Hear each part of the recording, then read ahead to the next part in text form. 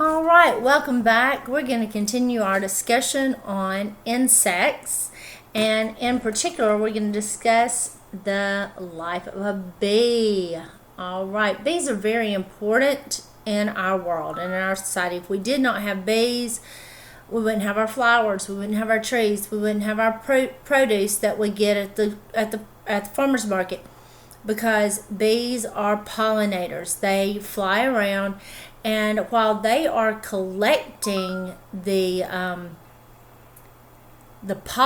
they're collecting the nectar from the plants, that's what their goal is, to collect the nectar and get it back to their honeycombs so that they can live and survive. They accidentally get pollen on them, and they accidentally carry the pollen from plant to plant.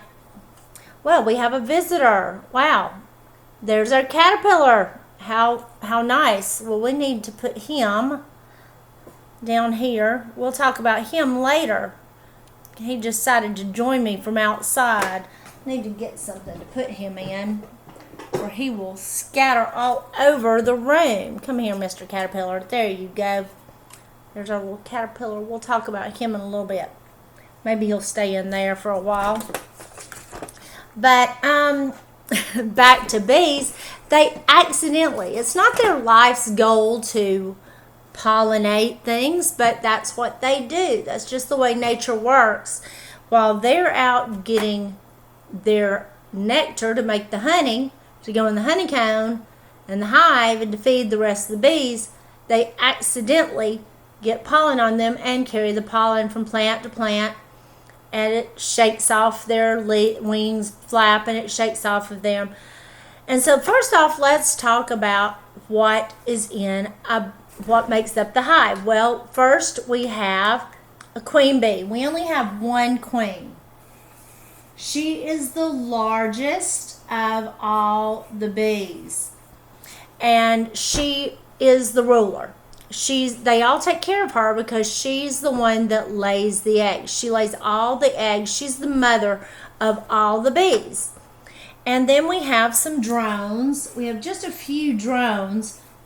The drones are the daddy bees, and they go out and they find new queen bees, and they stay in the different hives, and they fly from hive to hive to become the fathers. And then they also work in the nest, in the hive, to help protect. But our main bees that we see, the bees that we see out in nature, out in the flower gardens and in our vegetable gardens, are worker bees. They're our worker bees. They're the ones that fly from plant to plant, and they bring in the nectar rather, to make our hives and make our honey. So we're going to read a little book called Worker Bees. They're very important to us. And it says, worker bees help their family. They keep the hive working. And here we see all the worker bees in the hive, and they're putting the nectar into the different sections of the cone. Some bees fly from flower to flower, and they pick up they use their proboscis, which is the little point on their face, and they pick up the nectar, and they carry it, and they go and get some more, and then they carry it back to the hive. They get nectar, and then they also get pollen on them. Some bees use that nectar to make honey. Others use the pollen to feed the new bees. And see, this is what the pollen looks like up close. We just see a powder, but when you get real close, it looks like little pieces of rock, but it's really minuscule, tiny, tiny, tiny. So when bees help their family, bees help us too, because they can make us honey so that we can eat it, but they also use it for eating for themselves. Now we're going to draw So get out a piece of paper. You can stop this video at any time you need to. And we're going to draw the life cycle of a bee today. All right. A bee has a 4-phase life cycle that it goes through before it's an adult. You start out as a baby, then you're a child, then you're a teenager, then you're an adult. Well, you pretty much look the same when you're a baby and you're a child. You just get bigger.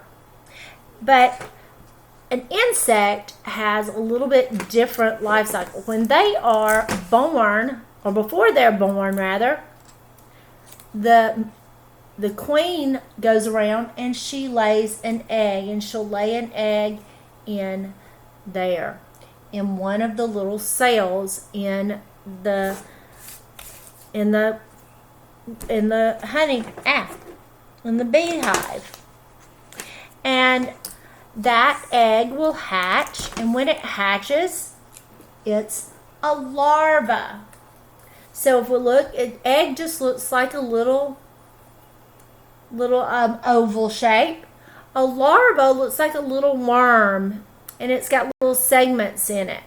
So it's a little bit bigger because it's growing. It's come out of the shell, out of its egg, and then it becomes what we call a pupa. Now the pupa has more segments. It's starting to look more like a bee. It's got a head. It's got the 3 body segments. It's got little tiny wings, but it's still not a full adult bee. But then after a little while, it becomes an adult bee, and then it looks like a bee that we see and that we're used to. It's got the stripes on it, or if it's just a black bee, it might not have the yellow stripes. It's got its wings, its antennas, its proboscis. It's a full grown. So stop the video if you wish and draw your life cycle of a bee. Use crayons, markers, whatever you wish, and make it nice and colorful. Remember, the bee's nest is brown and gold and honey colored, so you might want to color it out here. Use your crayons and do some little coloring. Color the honey inside around. You can draw the honey. You can draw some gold or yellow around outside, inside the honeycomb. And so have fun drawing your life cycle of a bee.